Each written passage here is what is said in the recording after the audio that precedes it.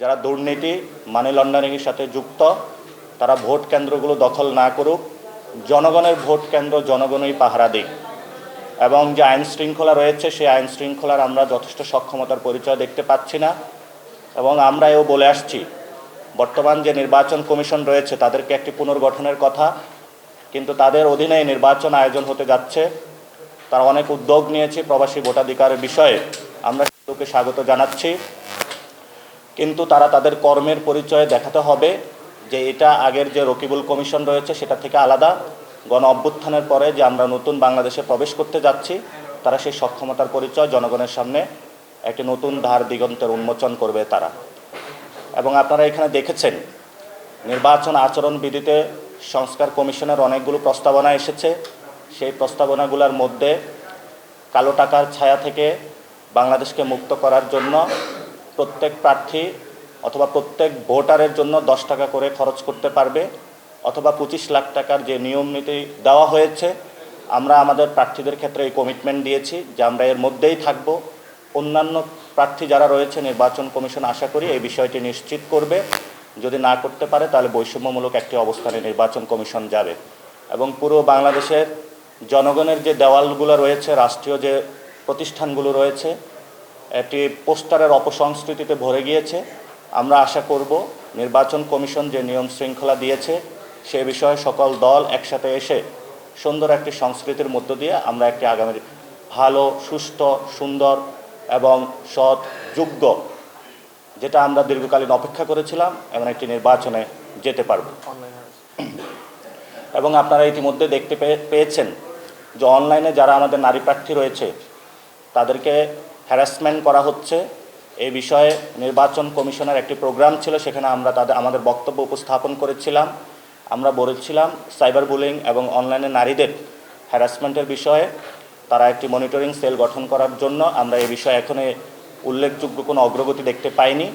আমরা আশা করব বাংলাদেশের যারা তরুণ এবং নারী সমাজ রয়েছে, যারা এই গণ অভ্যুত্থানে নেমে এসেছিল, তাদের প্রোটেকশনের জন্য একটি মনিটরিং সেল দ্রুত গঠন করা হোক, যেটার মধ্য দিয়ে আমরা নারীদেরকে অসুস্থ মস্তিষ্কের যে প্রতিনিয়ত নারীদের উপরে ভয়ঙ্কর রূপে আক্রমণ চালাচ্ছে সেটা থেকে আমরা মুক্তি পাব। এবং সর্বোপরি আমরা বলতে পারি এই ইলেকশনের মধ্যে নতুন একটি যুগে বাংলাদেশ প্রবেশ করতে যাচ্ছে। নির্বাচন কমিশনের সদিচ্ছ আমরা দেখেছি, সরকারেরও দেখেছি, কিন্তু আইন শৃঙ্খলা এবং সার্বিক পরিস্থিতি বিবেচনায় এবং নির্বাচনের কমিশনের আমরা দেখতে পাচ্ছি নিরপেক্ষতা এবং সক্ষমতার কিছু অভাব রয়েছে। আশা করব সরকার সেই বিষয়গুলো কাটিয়ে উঠে বাংলাদেশকে একটি সুন্দর নির্বাচন উপহার দিবে। আর এই নির্বাচন যেটা হচ্ছে, এটা আমরা আগেও বলেছিলাম, এটি একটি লন্ডন ডিলের মধ্য দিয়ে হয়েছিল। এটা যদি দেশে ঘোষণা হতো, বাংলাদেশের সকল দলগুলোকে নিয়ে, সেটার মধ্যে মানুষের আস্থা এবং বিশ্বাসের জায়গা অনেক বেশি এগিয়ে আসতো। এবং এই সরকার গঠন হওয়ার পরে এই সরকার নির্বাচন করবে না বলে যারা অভিযোগ করেছিল, যারা এই সরকারের উপরে ঘাড়ে বন্দুক রেখে সংস্কার প্রক্রিয়াকে বাধাগ্রস্ত করেছিল, তাদের সেই জনগণকে ভয় ভীতি ছড়ানোর যে তারা আশঙ্কা প্রকাশ করেছিল, সেই আশঙ্কা আজকে হলো সরকার দূর করল। আমরা আশা করি যে ভবিষ্যতেও যে রিফর্ম অ্যাসেম্বলি হবে, গণভোট হবে, সেই বিষয়ে সংস্কারের পক্ষে পুরো বাংলাদেশের জনগণের পক্ষে তারা দাঁড়াবে। এবং আমাদের যে গণভোট, এটা আগামী 100 বছরের জন্য, যেটা প্রধান উপদেষ্টা বলেছেন, এটি নতুন বাংলাদেশ আমরা সৃষ্টি করতে চাই। নির্বাচন 5 বছরের জন্য, তো সংস্কারের জন্য সকল দল মত নির্বিশেষে বর্ণ জাতি যারা রয়েছেন সকলে ঐক্যবদ্ধভাবে আপনারা হাঁকে জয়যুক্ত করবেন এবং একটি নতুন বাংলাদেশ আপনারা পুনর্গঠন করবেন। আমরা আমাদের নমিনেশন প্রক্রিয়া 125 জন প্রার্থী দিয়েছি এবং সাথে সাথে এটাও বলেছি যদি কারো বিরুদ্ধে অভিযোগ আসে আমরা সেটা প্রার্থীটা বাতিল করব। ফলত আমরা তো যেহেতু কোনো গোয়েন্দা সংস্থা না, আমাদের অনেক ক্ষেত্রে ভুল ত্রুটি থাকতে পারে, কিন্তু জনগণের সামনে আমরা ছেড়েছি। তারা যদি আমাদেরকে লিখিত দেয় তাহলে আমরা সেটা প্রার্থী বাতিল করব এবং আমরা গণ অভ্যুত্থানে যারা স্পিরিট ধারণ করে তাদেরকে নিয়ে আসার চেষ্টা করব। যেখানে কোনো সংগঠক পান নাই, আমরা পরবর্তী যে ধাপ রয়েছে সেখানে প্রক্রিয়াগত আলোচনায় তাদেরকে অংশগ্রহণ করাবো।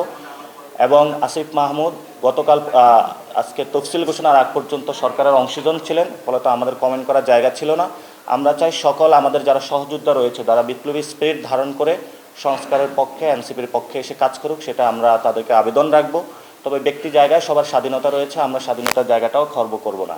আর গতকালকে আমি মাহফুজ আলমকে নিয়ে একটা স্ট্যাটাস দিয়েছিলাম, একটা আমাদের দীর্ঘকালীন লড়াই রয়েছে যে আমরা এখানে একটা কালচারাল সিভিলাইজড সোসাইটি করতে চাই, এটা আমরা ক্যাম্পাস থেকেও কাজ করছি।